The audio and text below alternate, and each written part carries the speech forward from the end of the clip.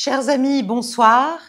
Vous êtes sur Paix et Guerre. Je suis très heureuse de vous retrouver pour une 73e mondoscopie. Nous sommes le 27 mai 2025. J'enregistre dans des conditions un peu particulières. Ce sera une émission assez courte, mais je ne voulais pas vous laisser sans parution le mercredi à 19h, comme c'est mon engagement. Donc, je le fais la veille, ce qui veut dire que je serai peut-être un tout petit peu en retard par rapport à l'actualité. Vous ne m'en voudrez pas, je l'espère. En tout cas, ce sera une émission plus courte que d'habitude. Ce soir, j'ai 2 points à traiter avec vous. D'abord, je voudrais revenir sur des aspects assez militaires de la situation actuelle dans le conflit ukrainien, enfin en Ukraine. Et puis, en second point, je reviendrai sur le dernier tweet du président Trump qui fait couler beaucoup d'encre et aussi beaucoup de salive. Et je voudrais essayer de remettre tout ça un peu à l'endroit et d'expliquer ce que cela m'inspire. Alors, d'abord, dimanche, nous sommes mardi soir. Dimanche dernier, il y a eu une très forte frappe russe, une série de frappes, si vous voulez, russe en Ukraine, qui a été suivie lundi, donc hier, par une seconde tournée, si j'ose dire, après une première analyse des dommages causés par le premier coup, si vous voulez. Bref, une frappe assez massive. Ça faisait longtemps qu'on n'avait pas eu une série aussi lourde de frappes russes sur l'Ukraine. Et en fait, c'est assez instructif sur l'état du rapport de force en Ukraine, notamment en ce qui concerne les défenses antiaériennes du pays et aussi en ce qui concerne l'évolution, je dirais, à la hausse en termes de qualité et de quantité des systèmes de frappe russes. D'ailleurs, le porte-parole de l'aviation ukrainienne, Yuri Ignat, a noté lui-même que les Iskander russes avaient été montés en gamme, si vous voulez, au plan technique, et que maintenant, ils utilisaient un large spectre de contre-mesures qui leur permettrait d'être beaucoup plus efficaces. Donc, il y a eu aussi des Kinjal 101, des missiles Kinjal, qui ont très bien fonctionné, si j'ose dire, avec tous les pièges associés à des frappes, c'est-à-dire qu'il y a un certain nombre de leurres qui sont lancés en même temps que le Kinjal. Et le Washington Post lui-même a admis que Kiev avait été incapable de faire tomber, de shooter un seul Iskander dans les attaques. Il y en a 9 qui ont été lancés, dont 2 sur Kiev. En gros, enfin, dans l'ensemble, on peut dire que l'échelle de cette attaque a été très importante et ça a conduit un certain nombre de publications occidentales à noter qu'il y a quand même une très claire montée des capacités russes en matière de drones et de missiles, de production de drones et de missiles. Donc, si vous voulez, il y a encore un an, et ça c'est l'économiste qui l'écrit, c'est pas moi qui le dis, on considérait qu'il était exceptionnel que la Russie tire une trentaine de drones en une nuit. Maintenant, au point où on en est, là, la Russie sature les défenses antiaériennes de l'Ukraine avec des centaines de drones. Lors du 25 mai, on peut dire qu'il y a eu 298 drones qui ont tapé le complexe militaro-industriel ukrainien.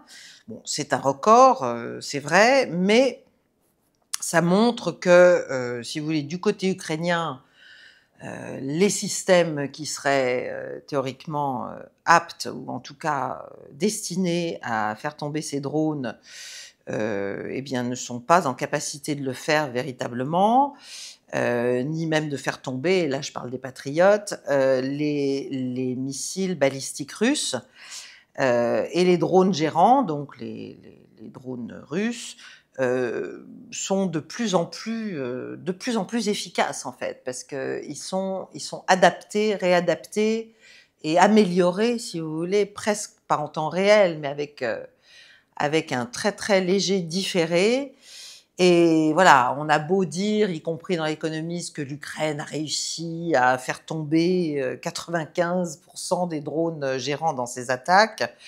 Quand on regarde les vidéos, on voit bien que il y a voilà, il y a des dizaines de drones qui tombent sans qu'ils soient arrêtés par quoi que ce soit. Donc voilà, c'est manifestement un mensonge assez clair.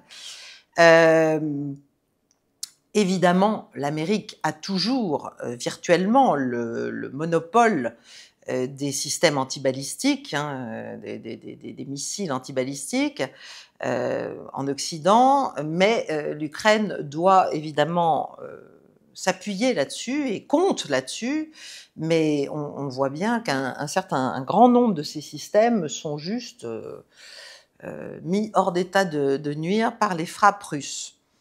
Le secrétaire d'État américain Rubio a annoncé d'ailleurs que l'Amérique n'avait plus de patriotes à donner à l'Ukraine parce que son stock domestique destiné aux besoins américains était déjà très bas, de manière critique, on va dire. Et donc, voilà, dans ce domaine en tout cas, l'Amérique n'a plus grand-chose à dire.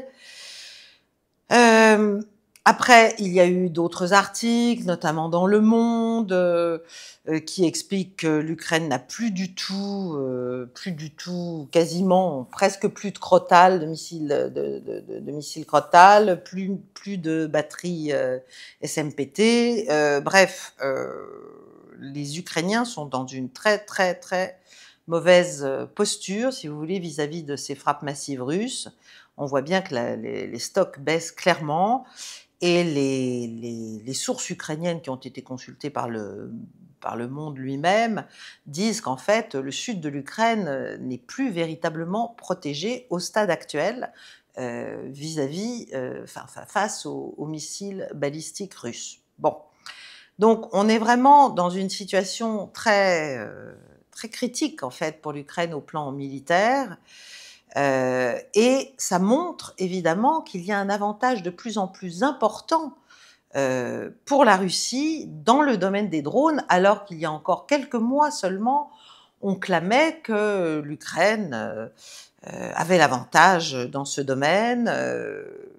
Finalement, on voit que la Russie, non seulement est remontée au niveau ukrainien, mais l'a dépassé et a pris clairement la tête dans cette course aux drones, si vous voulez, non seulement en augmentant sa production,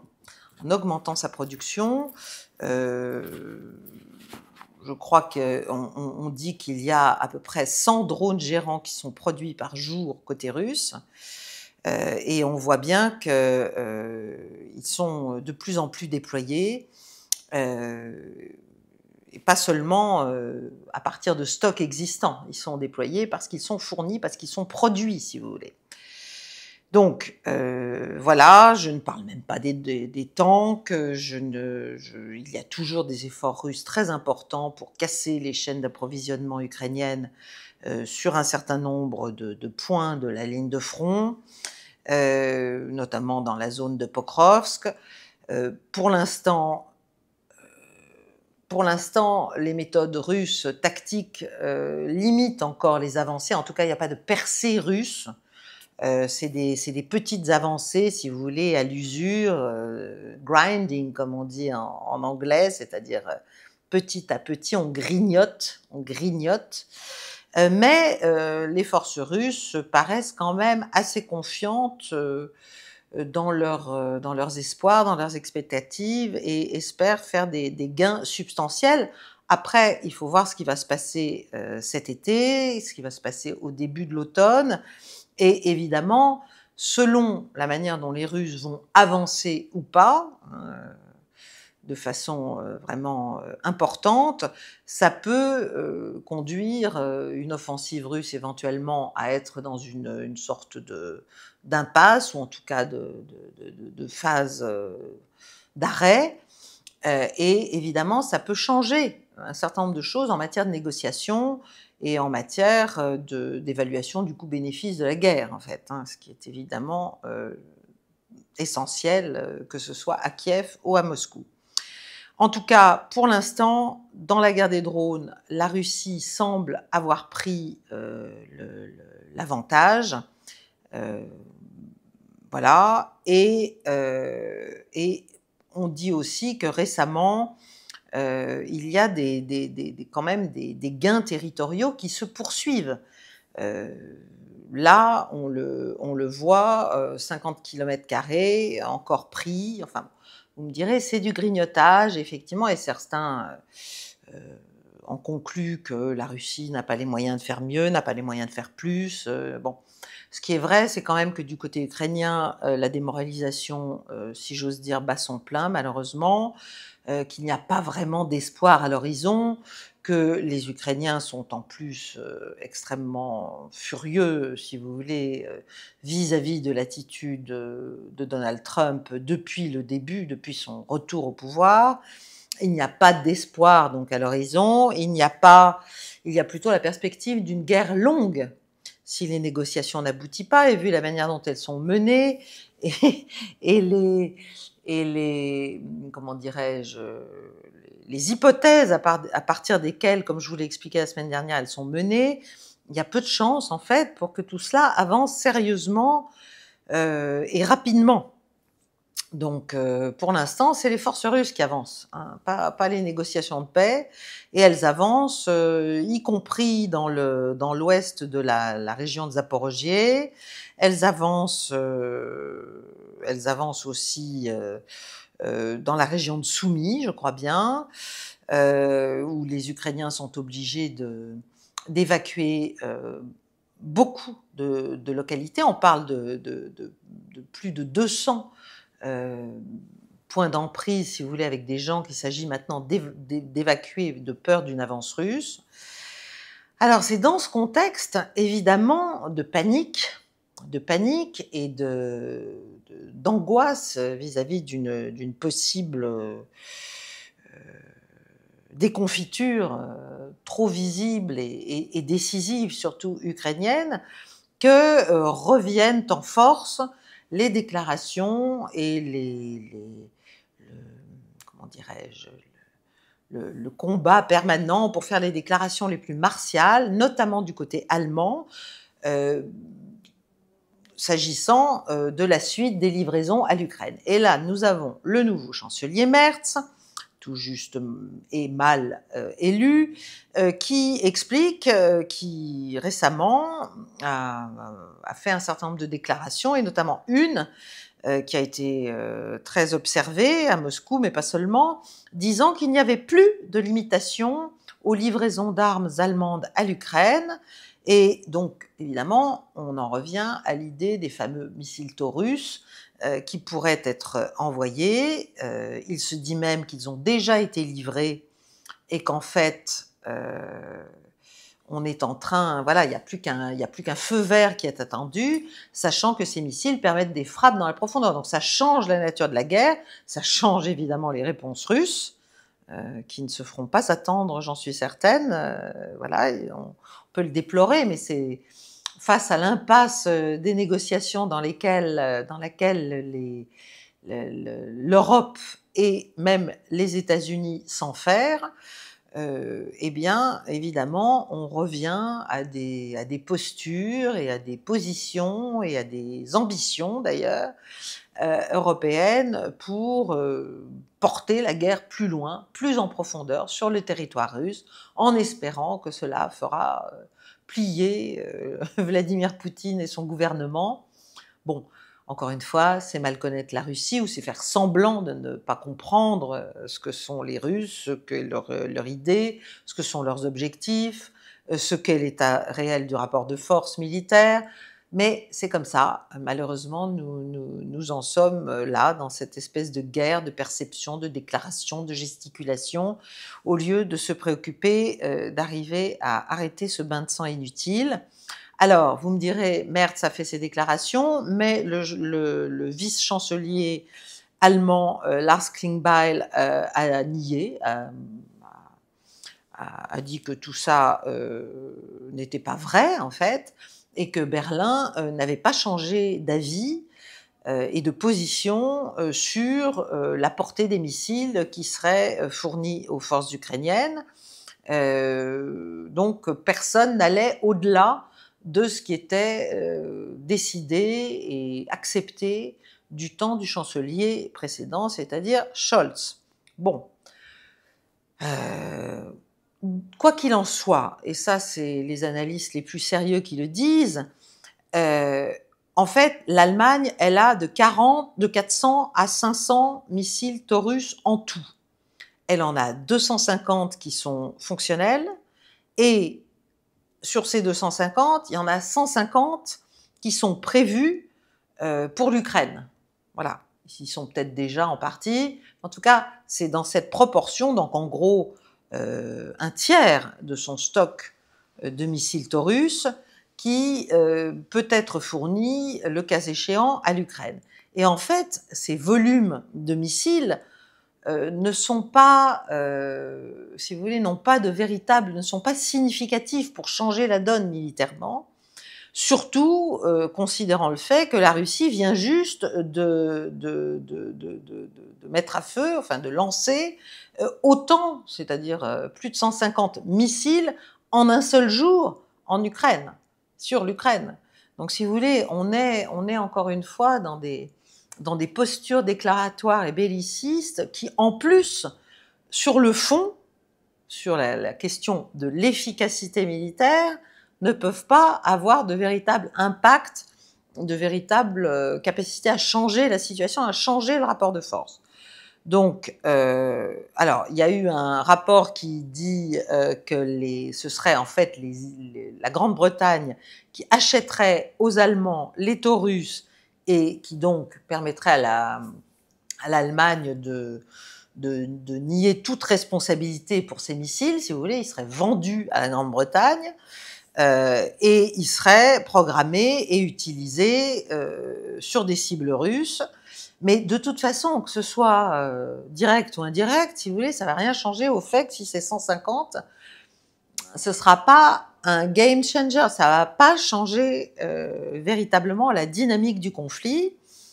Par ailleurs, l'Ukraine, toujours dans la même veine, des déclarations visant à faire monter, j'allais dire, la sauce, et en tout cas l'angoisse des Européens, les déclarations bellicistes des uns et des autres, fait beaucoup de foin autour des exercices 2025 Zapad qui doivent se tenir en Biélorussie en septembre 2025.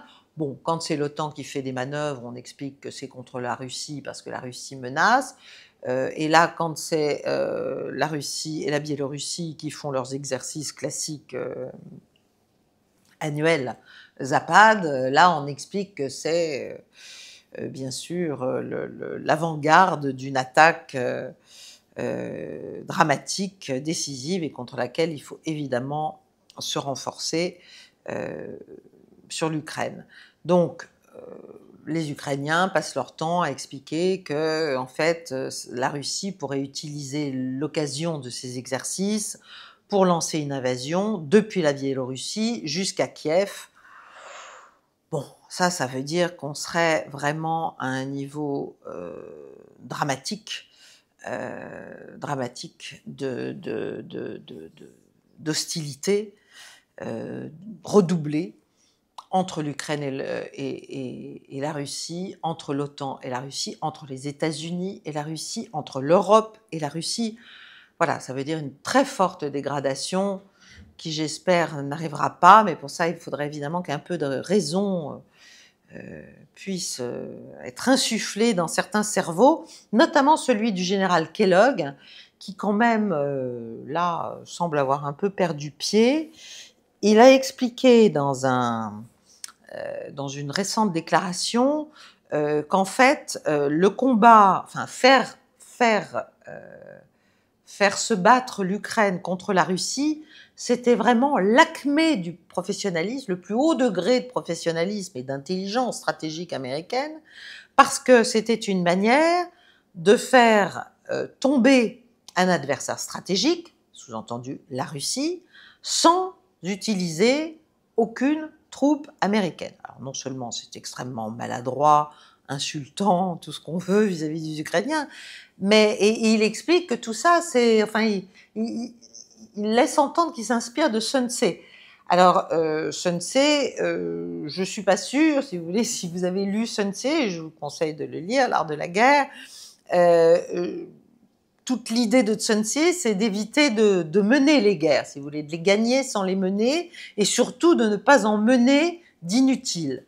Donc, si vous voulez, je pense pas que Sun Tse avait dans l'idée, ou pouvait trouver génial et comme l'acmé du professionnalisme, de provoquer un adversaire idéologique qui n'est pas hostile, ce qui était le cas de la Russie avant ce qui s'est passé, avant 2014-2015, il n'y avait pas d'utilité à faire cette provocation. Donc provoquer cet adversaire pour finalement le transformer en un adversaire beaucoup plus puissant, qui s'industrialise de manière très lourde en matière d'armement, et finalement, en même temps, s'engager dans une espèce de guerre sur deux fronts, à la fois contre la Chine et contre la Russie en l'espèce. C'est complètement idiot, c'est plutôt du suicide stratégique, je pense pas que ce soit du tout l'acmé du professionnalisme. Enfin bon, le général Kellogg a l'air de croire à tout ça, et ce qui est assez inquiétant, c'est que, je vous ai parlé plusieurs fois du combat qui n'est pas d'arrière-garde entre l'État profond américain, qui est toujours partiellement aux manettes, et bien aux manettes, autour du président Trump 2.0, si vous voulez, et des gens plus réalistes, plus pragmatiques, qui ont envie de se débarrasser du théâtre européen, si vous voulez, théâtre militaire qu'ils ont eux-mêmes suscité face à la Russie pour s'intéresser à d'autres sujets stratégiques. Là, nous sommes vraiment dans cette lutte qui continue et qui bat son plein. Et il y a un très bon exemple, c'est le dernier tweet, enfin le dernier, peut-être qu'entre le moment où j'enregistre cette émission, celui où vous allez la regarder, il y en aura eu d'autres. Mais enfin, il a fait un tweet lundi, Trump, et voilà ce qu'il a dit. J'ai toujours eu une très bonne relation avec Vladimir Poutine de Russie, mais il lui est arrivé quelque chose, il est devenu complètement fou, il tue sans utilité, sans nécessité, énormément de gens, et je ne parle pas seulement de soldats. Alors la frappe, la série de frappes là qui vient d'être menée par la Russie, je vais vous expliquer pourquoi elle a été menée, mais elle s'est attaquée à des objectifs militaires, et il n'y a eu que 30 civils tués. 30, voilà. 30. Hein. On est très, très, très, très loin de ce que fait l'Ukraine. Voilà. Donc, je continue le tweet. Les missiles et les drones sont tirés sur les villes d'Ukraine, sans raison, dit Trump. J'ai toujours dit que Poutine voulait toute l'Ukraine, pas seulement un morceau, et peut-être que, en fait, les faits sont en train de me donner raison, mais s'il fait ça, ça va provoquer la chute de la Russie. De la même manière, le président Zelensky ne sert pas son pays en parlant de la manière dont il parle. Tout ce qui sort de sa bouche provoque des problèmes. Je n'aime pas ça. Il ferait mieux de s'arrêter. C'est une guerre qui n'aurait jamais dû commencer si j'avais été président. C'est la guerre de Zelensky, de Poutine et de Biden. C'est pas la mienne. J'essaie d'en finir avec tous ces foyers de guerre qui sont atroces. et qui ont été essentiellement provoqués, nourris par la haine et par l'incompétence grossière. Bon, alors quand on lit ça, on se demande, mais où vit Donald Trump? Je suis désolée, moi qui lui ai donné le bénéfice du doute quand il est arrivé, où vit-il et qui l'informe surtout? Parce que on peut quand même se dire, mais enfin, est-ce qu'il n'est pas au courant du pourquoi la Russie a lancé cette attaque, cette double attaque, enfin ces deux vagues de missiles et de drones du 24 et du 25? Il y a une raison. Trump explique que Poutine fait ça parce qu'il est devenu fou. C'est n'importe quoi. Personne manifestement ne lui a expliqué que ce que l'Ukraine, que ce que Poutine a fait, c'est une réponse à ce que l'Ukraine a fait entre le 19 et le 25 mai dernier, c'est-à-dire une escalade claire, nette, sans embâge, dans sa campagne de drones contre la Russie, en lançant plus de 700 drones à travers plusieurs régions de Russie.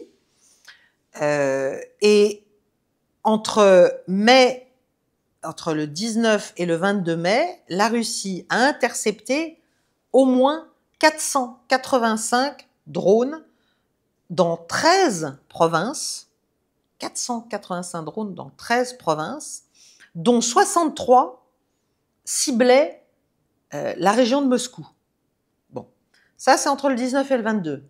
Et entre le 23 et le 25, en 3 jours, l'Ukraine a lancé des attaques de drones massives dans la profondeur du territoire russe, en mettant en danger, bien sûr, la vie des civils, en essayant de gêner et d'abîmer les systèmes de défense aériens russes.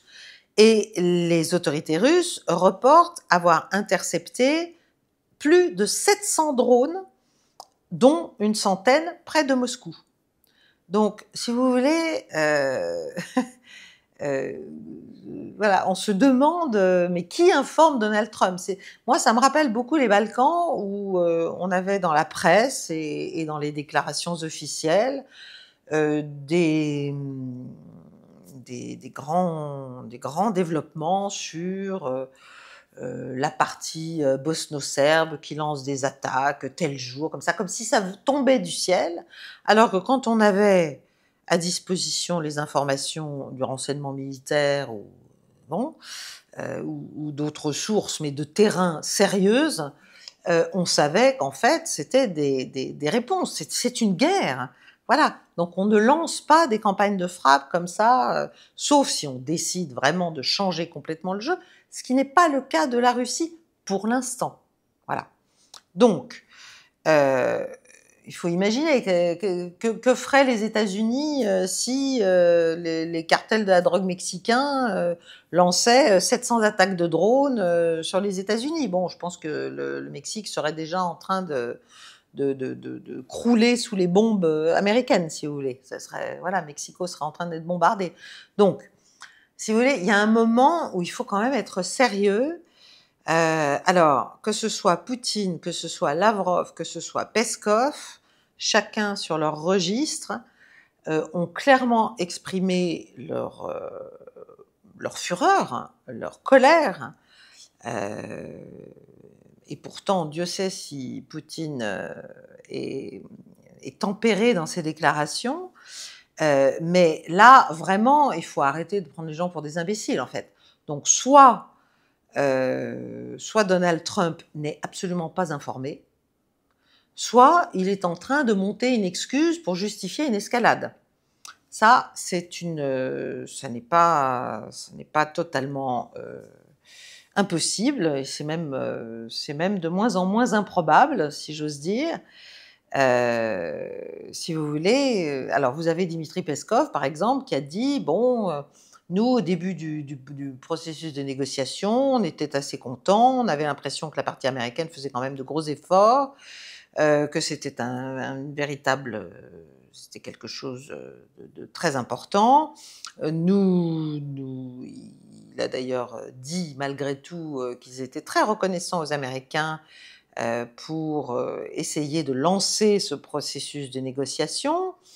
Et qu'évidemment, dans cette ambiance, dans cette atmosphère et dans cette période, tout le monde est émotionnellement très pris. Enfin, si vous voulez, ça fait monter les énergies et les inquiétudes aussi, voilà, un certain nombre d'émotions humaines, on va dire. Mais quand même, il rappelle dans sa dernière phrase que le président Poutine, de toute façon, doit prendre les décisions qu'il prend pour assurer la sécurité du pays, tout bêtement. Voilà. Donc, quand vous recevez plus de 700 drones, eh bien, vous répondez, à vrai dire. Vous ne répondez pas comme ça parce que vous êtes devenu fou, au contraire. Bon. Donc, il faut espérer que les deux présidents vont continuer à se parler, que Poutine va rappeler à Trump qu'il a répondu en fait à une attaque massive, que d'ailleurs l'hélicoptère de Poutine lui-même a été pris dans une espèce d'essaim d'attaque de drone. Alors, c'est pas forcément une tentative d'attentat comme ça a été dit, mais en tout cas, il y a eu un concours de circonstances extrêmement malheureux. Il faut... Ça a presque failli faire tomber l'hélicoptère de Poutine. Donc, il était en visite à Koursk la semaine dernière, donc quand il y a eu ces attaques.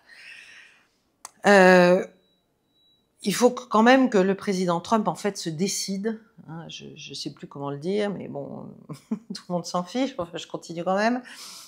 Il faut quand même se décider, est-ce qu'on veut négocier ou est-ce qu'on cherche juste à trouver des excuses pour finalement faire triompher ou laisser triompher, quand on est le président américain Trump, laisser triompher l'État profond dans son entourage, autour de soi et aussi au Sénat, continuer à faire eh bien, ce que tous ces gens attendent de lui, c'est-à-dire qu'ils poursuivent la guerre, ils poursuivent l'aide militaire à l'Ukraine, ils poursuivent une espèce de stratégie d'usure et avec un objectif ultime qui est toujours le même, c'est-à-dire le changement de pouvoir à Moscou. Voilà. Est-ce que c'est ça l'idée? Est-ce que c'est ça l'idée? Et on peut vraiment commencer à se poser cette question. Parce que on voit bien qu'autour de Trump, la ligne Witkoff, qui est la ligne réaliste, qui est la ligne pragmatique, qui était la ligne de pourparlers potentiellement, véritablement effectif et utile, n'a plus le vent en poupe. Et probablement Steve Witkoff a de très sérieux ennemis autour de lui qui murmurent à l'oreille de Trump. Est-ce que Trump est finalement en train de se rendre à l'idée qu'on lui souffle aussi, et notamment Lindsey Graham, qui a préparé une législation, si vous voulez, qui veut faire passer au Congrès, qui imposerait 500% de tarifs sur tous les clients énergétiques de la Russie. Donc, est-ce que c'est ça? Est-ce qu'on est en train de s'acheminer vers, finalement, l'acceptation par Trump d'une nouvelle vague de sanctions lourdes? Le secrétaire d'État Rubio a dit que le président était en train d'y réfléchir, que ça pourrait être dans les cartes, si j'ose dire, des États-Unis. Ou est-ce que ça veut dire que Trump est en train de se trouver une raison peut-être de dire bah, écoutez, ça suffit, je ne m'en occupe plus, laissons-les se battre jusqu'à ce que le plus fort l'emporte. Bon, très bien. En tout cas, il est clair qu'il y a un vrai problème en fait qui chaque semaine devient plus perceptible, qui est celui de savoir jusqu'à quel point Donald Trump comprend bien les tenants et les aboutissants de ce conflit, les enjeux pour son pays, les enjeux géopolitiques et stratégiques liés à la posture ou la façon dont il va traiter la question russe, en fait, par rapport aux nouveaux équilibres du monde, par rapport à sa relation avec la Chine, par rapport à sa relation avec l'Europe. Voilà, donc je dois dire qu'on est un peu, à ce stade, il est quand même difficile d'être ailleurs que dans le bleu, si j'ose dire. Donc je ne peux pas vous donner de grandes certitudes cette semaine, mais je voulais quand même vous parler de ces deux éléments-là. J'espère que ça vous aura intéressé. Je vous remercie de votre attention. Je vous remercie de liker, de partager cette vidéo, de rejoindre le cercle des amis de Paix et Guerre si vous le pouvez, si vous en avez envie pour d'autres contenus, et de nous soutenir par tous les moyens possibles et imaginables. Je vous remercie, chers amis, et à très vite. La semaine prochaine, je serai a priori dans de meilleures conditions pour pouvoir vous parler plus longuement et peut-être même plus intelligemment. À très vite. Au revoir.